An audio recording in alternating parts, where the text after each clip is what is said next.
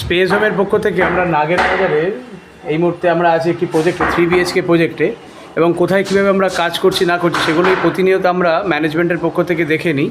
এবং আমাদের expert fitter যারা আছেন এই মুহূর্তে কালারের কাজ চলছে, এবং ধীরে ধীরে আমি দেখিয়ে নিচ্ছি আরও ভেতরের দিকে রুমগুলো নিয়ে গিয়ে সেজে উঠছে ধীরে ধীরে আমাদের টোটাল প্রজেক্টের কাজ।